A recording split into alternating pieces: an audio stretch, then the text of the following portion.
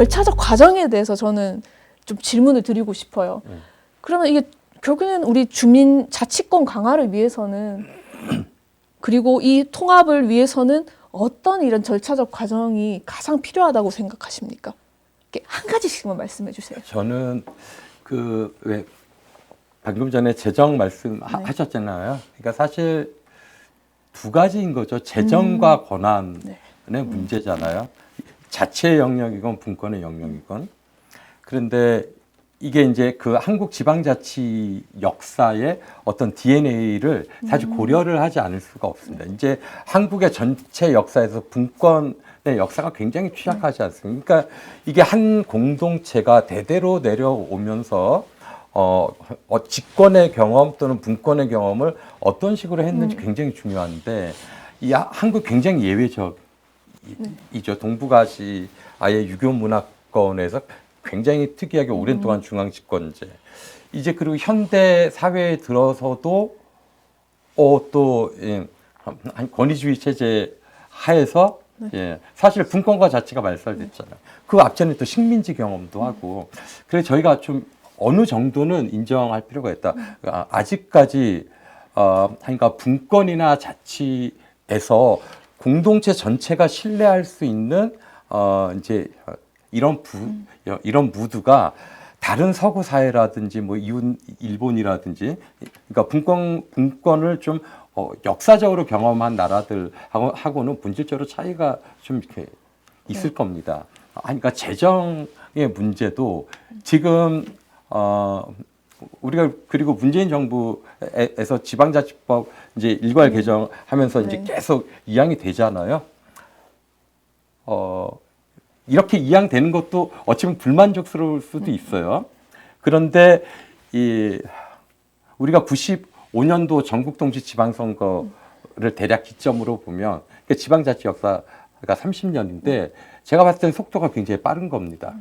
그리고 지역의 입장에서는 우리를 실질적으로 어떤 분권과 자치의 공동체로 인정을 하려면 그 많은 것들 중에서 특히 재정을 이관시켜라고 하는 요구 굉장히 큰데 한데 중앙정부나 기획재정부에서 또 이렇게 볼 때는 이게 한정된 재원을 이양을 하는 건데 과연 설득력 있게 효율성 있게 집행이 가능한가라고 하는 이제 어떤 의구심 같은 것도 이제 있는 게 사실이죠. 그래서 저는 이게 지금 속도가 누군가 볼 때는 굉장히 완만해 보이고 누군가 볼 때는 상당히 빠르게 보일 수도 있는 겁니다. 이제 그래서 근데 요거는 지금 어차피 저희가 80대 20의 구조에서 지금 60대 40의 구조로 가니까 배 이상, 배에 가깝게 지금 해서 가는 겁니다. 그래서 이 과정에서 어떻게 재정에 대한 통제를 통해서 대한민국 전체의 설득력을 확보하느냐, 저는 이게 포인트라고 봐요. 이미 그런 경험 속에 있기 때문에 그 속에서 재정의 효율성이라든지 건전성을 입증받는다면 사실은 그 이후에는 또 다른 시즌2가 앞으로 진행될 수가 있겠다. 이제 그 재정 통제에서도 우리는 지금 중앙정부도 마찬가지고 지자체도 마찬가지고 일단 편성과 집행의 권한은 행정부가 가지고 있고 이제 그리고 이제 또 12월 1월 되면 예산 가지고 우위에 서지 않습니까? 국회나 지방의회가. 이제 그래서 이미 절차적인 방안은 저는 이제 확보되어 있다고 봐요. 확보되어 있다고 보는데 그래서 좀 더 이게 현실화되는 어떤 측면이라고 하는 게 아까 교수님 말씀하신 것처럼 조례에 관한 이 규정을 입법시키는 것도 중요하다. 그리고 더 본질적인 것은 그래서 아까 지방의회법을 말씀드릴 때 요 내용을 굉장히 구체화해서 지방의회법이 독립될 때 입법을 하는 과정. 이제 그래서 실질적인 재정 통제권을 의회가 행사할 수 있도록 해주는 것들, 이런 제도화가 좀 상당히 필요하겠다 생각합니다. 네. 저는 이 추진 과정, 그 행정통합이라고 좀 불리고 있는 일을 추진하는 과정에서 형식 논리로는 지금 현재의 법 체계로는 반드시 주민투표를 거치지 않아도 된다 이렇게 돼 있습니다만은 정치적으로는 그다음에 명분으로는 주민투표를 거칠 수밖에 없다. 주민투표를 통해서 우리 주민들의 뜻을 모아내고 그 과정에서 설득하고 또 타협하고 특별히 대구와 경북이 좀 서로 양보하고 타협할 부분들이 없지 않다고 생각해요. 그 합의를 이루는 것이 가장 중요하다고 생각합니다. 제가 다른 자리에서 이 말씀 드린 적이 있어요. 지금 아시는 것처럼 대구하고 경북은 한 정당이 사실상 지배를 오랫동안 하고 있지 않습니까? 그 정당이 만약에 국회에 지금 300석 의석 중에 한 180석 정도를 차지하고 있고 지금 현재의 대통령 지지도가 한 65에서 70% 정도를 굉장히 안정적으로 확보를 하고 있다. 만약에 그러면은 행정통합이라고 문제를 작게 만들고 이렇게 저렇게 이게 남는 장사다. 이렇게 해서 쓱 해치워도 되지 않는가라는 생각을 혹시 할 수도 있을 거라고 봐요. 근데 지금 상황이 어떻습니까? 지금 이 지역을 지배하고 있는 정당은 전체 의석의 3분의 1 조금 넘어요. 겨우 지금 개헌 저지 의석, 탄핵 저지 의석, 그거 지금 맡고 있는 수준 아닙니까? 현재 대통령이 어느 정도의 지지를 받고 있는지는 제가 말씀 안 드릴게요. 이런 상황에서 대구 경북의 통합을 이루어내려면 훨씬 더 많은 의석을 가진 훨씬 더 많은 그 숫자가 계신 야당 또 이 정부, 이 대통령을 지지하지 않는 시민들의 동의를 얻어야 돼요. 한마디로 현재의 정치 구조상 대구 경북이 통합되려면 대구 경북 시민들의 의사만 갖고는 부족하단 말씀이에요. 대한민국 다른 지역의 국회의원들과 시민들이 동의를 해주어야 법률도 통과되고 우리가 원하는 방식의 통합을 해볼 수가 있어요. 그러면 어떻게 해야 되겠습니까? 그분들도 하고 싶은 통합을 우리가 먼저 해야죠. 그죠? 내용에 있어서도 아까 말씀드린 것처럼 민주주의를 말단에 이르기까지 국가만이 아니라 광역 차원, 기초 차원, 우리 실제로 삶이 꾸려지는 마을 차원에서도 제대로 해보자. 그 틀거리를 대구 경북 사람들이 용기 있게 먼저 하려는 모양이구나. 이거를 도와주자. 대구 경북부터 먼저 하면 우리도 따라하지 뭐. 라고 생각하게끔 다른 지역이 부러워할 정도로 우리가 내용도 만들고 절차도 명분 있게 만들어야 돼요. 정치 동원할 수 있는 정치적 자원이 솔직히 말하면 하나도 없어요. 남은 건 명분뿐이에요. 그러면 명분을 제대로 쌓아야죠. 명분을 쌓으려면 지금부터 우리 도지사님, 도의원들, 찬성하시는 분들, 대구시장님, 대구시의원들, 대구시 공무원들 여기저기 다니면서 시민들 하나하나 붙잡고 이렇게 하는 것이 대구도 살리고 경북도 살리고 민주주의도 제대로 하는 거고 나아가서는 대한민국을 살리는 거다. 그렇게 설득을 해야 돼요. 그 설득의 결과를 확인하는 거. 이게 주민투표입니다. 중앙정부에서 주민투표 하면 큰일 난다 하지 마라 라고 말려도 주민투표를 우리는 하겠다 라고 해야지 이 일을 풀어가는 정상이라고 생각합니다. 한 말씀만 제가 더 드릴게요. 원래 자치는 권력자들은 하기 싫어하는 겁니다. 왜냐하면 권력을 내놓는 것이기 때문이에요. 제가 보기에는 대구 경북 통합하면은 그 인구가 얼마나 늘어나니, 지역 총생산이 얼마나 늘어나니, 대구는 뭘 이득 보고, 경북은 뭘 이득 보고, 뭘 손해를 보고, 어쩌고 저쩌고, 이거는 지방자치 같은 거를 하기에는 적합하지 않은 마음씀이에요. 이거는 장사하는 마음이에요. 원래 지방자치는 그렇게 해서 될 일이 아니에요. 연세가 있으신 분들 다 기억하시겠지만, 대한민국이 군사 독재 아래 있을 때 지방자치 안 했습니다. 군사 정권의 권력자들이 시장 군수 다 자기가 알아서 임명했습니다. 행안부 장관, 당시에는 내무부라고 불렀는데 내무부 장관이 엄청난 권력자였어요. 행정고시 봐서 내무부 장관이 되는 게 대부분의 행정학과 학생들의 목표였습니다. 그런데 우리가 어떻게 지방자치하게 됐습니까? 그 군사정권이 87년에 코너에 몰렸습니다. 이러다가 민주화 항쟁 때문에 다 뒤집어지게 생겼다. 저는 제가 그때 대학생이었는데 똑똑히 기억합니다. 1987년 6월 29일 날 우리 대구 출신의 노태우 당시 여당 대통령 후보가 선언했어요. 대통령 직선제 받겠다. 김대중 씨 풀어주겠다. 언론 자유 보장하겠다. 그리고 나서 한 말이 지방자치 이제는 해야 한다. 그렇게 한 거예요. 군사정권의 권력자도 마음을 크게 쓸 때 비로소 되는 겁니다. 그리고 노태우 씨, 김영삼 씨가 대통령이 연달아 됐는데 지방자치 의회는 이 명예직으로 구성을 해놓고 자치단체장은 안 뽑았어요. 나중에 어떻게 됐습니까? 김대중 씨가 단식해가지고 1995년도에 3년짜리 서울특별시 조순시장 뽑았던 거 다 기억하시잖아요. 마음을 크게 써야지 되는 게 지방자치입니다. 지금 대한민국이 이렇게 자기 이권 하나도 안 뺏기겠다고 이런 식으로 해가지고 대한민국에 희망이 없는 거예요. 이 일은 마음을 크게 써야 되는 일이에요.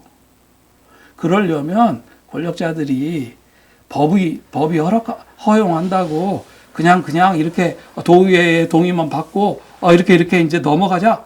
그렇게 갔다가 국회에서 이 법률 통과 안 돼요. 정부 안에서 여러 부처들이 다 반대해요. 주민투표를 하는 게 이제 남은 유일한 방법입니다. 진심으로 주민들을 설득하십시오. 그 방법밖에 없습니다. 네, 주민투표의 필요성 그리고 대구 경북 행정통합이 있는 거는 명분밖에 없다라고 이제 말씀을 하셨는데요. 또 정치 외교학과셔가지고 그럼 주민투표에 있어서 그냥 바로 이렇게 주민투표를 실시할 수도 없는 것이고 그러면 그것을 하기 전에 이제 뭐 어떤 좀 이런 과정들 속에서 그렇죠. 이렇게 이제 그러니까, 주민들을 소통을 해야 할까요? 하면 좋죠. 주민투표. 그렇죠. 그러니까 지금은 보면 국민이 선출된 자들에 의해서 통합이 가는 거니까 이왕이면 주민도 직접 개입해서 의사표현하고 그러면 모두가 합의되는 구조니까 가장 아이디얼합니다. 그런데 우리가 주민투표를 성사시키기 위해서는 아주 치밀한 전략이 필요합니다. 이제 그러니까 주민투표가 이제 행정 주체들의 목표대로 이제 성립된 경우가 거의 보면 관제 투표의 사례가 많습니다. 그렇죠. 그러니까 직간접적으로 공무원이 동원하는 이런 구조인데 사실 뭐 이런 방식으로는 이 어젠다에서 그죠 양대 광역을 통합하는 어젠다에서 누구를 동원해서 일이 되느냐 그거는 제가 봤을 때 불가능하다고 보이고요. 그래서 제가 그 하나의 매개고리로 아까 말씀드린 게 이 지역의 의원들입니다. 그러니까 뭔가 하면 이들이 입법의 주체가 되고 입법의 주체가 됐다라고 하는 것은 본인들도 행정 영역에만 낚여주지 않고 입법부 영역에서 우리가 책임지겠다라고 하는 거죠. 그래서 제가 봤을 때는 초정파 연합체, 그러니까 의원 연합체가 의사를 모으는 게 저는 가장 선결적인 과제다. 일단은 이제 행정 수반 간의 합의까지는 왔어요. 이 다음에 이제 입법부까지 가면 이들이 이제 국회를 설득시키고 국민을 설득시켜야지 이게 국회에 법안이 상정된 다음에 그때 가서 어느 정당 설득시키고 이런 구조로 하는데 이건 저는 애시당초 안 될 일이고 그 주민투표 되겠습니까? 안 되는 거죠. 그러니까 우리가 순서를 밟아가는데 지금은 이제 그 입법부라고 하는 게 굉장히 상징적인 존재가 아니잖아요. 그렇죠. 그리고 이들도 선거를 통해서 이제 심판을 받습니다. 하고 지방 의원도 2년 뒤 네. 이제 또 선출돼야 되고 그래서 여기에 주체가 됐을 때 그 다음 선거를 염두에 두고 움직일 수 있도록 만들어야 된다라고 하는 것들이고요. 그리고 주민투표를 우리가 시행한다라고 했을 때는 성사시키려고 하는 거잖아요. 그렇죠. 그러면 우리가 당위적으로 하면 좋은데 만약에 이 사전 전제가 다 해결되지 않은 상태에서 주민투표를 올렸다. 이 경우는 누가 책임집니까? 그래서 저는 이런 문제에서 굉장히 현실적인 디테일을 고려를 하고 전략을 어떤 식으로 가져가야 되느냐. 그러니까 저희는 이제 지금 이 어젠다에서 출발선에서 지금 한 10m, 20m 막 지금 전력 질주한 저건데 지금은 숨을 골라가면서 이 공동체가 합의하는 시한도 있을 거예요. 이게 1년, 2년 끝나고 될 일도 아니고요. 그래서 뭐 이제 이 행정기관 쪽에서는 내년 여름이나 이렇게 목표 설정도 저 하는데 이거는 입법부하고의 협의하에서 어떤 시점이 재설정되고 이제 그다음에 주민투표법. 근데 저는 만약에 광역의회나 기초의회가 합의하고 의원들까지 합의하는 구조면 어쩌면 주민투표에 준하는 성과를 얻을 수도 있겠다 싶은 거예요. 그때는 이제 저희가 선택하기 나름인 거죠. 그때는 주민투표를 해도 좋고 안 해도 좋은. 그러니까 사실 그 선상까지 간 상태에서 우리가 주민투표를 하는 거거든요. 그러니까 주민투표 우리가 투표율도 충족을 못 시켰어요. 충족시키기 쉽지 않죠. 충족 못 시키면 아예 개표도 안 하잖아요. 그렇죠. 그 안에 블랙박스를 역사에 그냥 남겨두는 이런 결과를 가져오기 때문에 저는 그 부분에서 일단 그래도 당위적인 목표를 가져가되 현실적인 조건을 잘 좀 우리가 사전에 해결하는 것이 좀 필요하겠다. 이제 그래서 만약에 이 시민 공론의 장이 필요하다면 바로 이제 이런 부분들. 이제 그래서 이제 입법이라든지 주민투표에 대한 이런 내용들, 그러니까 우리가 공론을 한다라고 해서 모든 어젠다를 다 끌고 와서 그 안에서 다룰 수는 없지 않습니까? 그래서 이들이 주체가 돼서 어떤 주역이 돼서 할 수 있는 것들이 무엇이 있을까라고 했을 때 제가 아까 말씀드린 그 시민 입법이라든지 이제 그리고 가능하다면 주민투표에서 어떤 행위의 주체가 돼서 이를 성사시키는 그 어젠다를 좀 구체적으로 설정하면 좋겠다.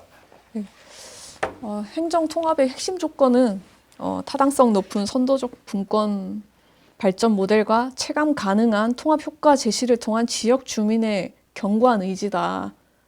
그럼 대구시 경북도 주민들을 설득하고 이해시켜야 됩니다. 그리고 지역구 국회의원들 총 25명이죠. 대구 경북하면. 그리고 국민의힘이나 민주당, 정당들 한번 이 통합에 대해서 깊게 고민하시고 입장을 좀 먼저 발표해 주세요. 아무도 이제 그렇게 발표는 하지 않거든요. 민주당은 토론회는 했지만 좀 우리 시도민들이 답답함들을 좀 이렇게 긁어주시고 그리고 오늘 이 내용들을 가지고 한번 공부도 좀 하셨으면 좋겠습니다. 혹시 끝으로 행정통합은 관로이다라고 한 문장으로 혹시 제가 부탁드려도 될까요? 마무리 발언으로. 저는 행정통합이란 말 대신 그냥 통합이라고 하자. 그렇게 지금 얘기하고 있습니다. 그래서 그냥 통합은 분권으로 가는 우회로이다. 뭐 이렇게 이제 말씀드리고 싶습니다. 왜냐하면 그 광역도 강해져야 되지만 기초도 강해져야 되고 시민적 자치가 이루어져야 되는데 지금 대한민국 상황에서는 서울을 중심으로 한 중앙집권이 너무 강하기 때문에 특별히 우리 지방분권운동 같이 하시는 분들 중에 이제 기초 뿔뿔이 자치를 굉장히 애정을 가지고 해오신 분들이 있어요. 이제 그분들 입장에서 이 광역끼리 하는 통합을 약간 좀 불편해하시는 분들이 없지 않으신데 너무 강력한 중앙 정부에서 권한을 일부라도 가져오기 위해서는 광역을 강화하는 것도 좀 거칠 수밖에 없는 과정이다. 그 말씀드리고 싶습니다. 네, 감사합니다, 교수님. 행정통합은? 저는 행정통합은 상생이다. 함께 사는 거죠. 그렇죠. 그러니까 대구는 지금 산업 기반이 네. 굉장히 취약하죠. 네. 하고 경북은 현실적으로 지금 이제 인구 소멸 도시 나타나는데 과거에 보면 교부금으로 해결을 해요. 그러니까 오히려 예산이 증가합니다. 그런데 의존 재원이 증가할수록 인구 소멸 속도가 더 빠른 이 기현상이 또 나타나고 있어요. 이거를 그러니까 중앙 정부에서 그냥 예산 받아서 해결할 일은 아니고 이 지역 공동체가 그렇죠. 이제 서로 시너지를 주고받으면서 이러한 숙제를 함께 해결해야 된다는 겁니다. 네, 감사합니다. 지금까지 대구 경북 행정통합 추진 과정들 속에서 정말 대한민국이 가야 할 그 길을 저희는 오늘 확인했습니다. 네, 지금까지 대구 경북 통합 우리 손에서 이국은 교수님과 장우영 교수님과 함께 우리들의 숙제를 고민했습니다. 감사합니다.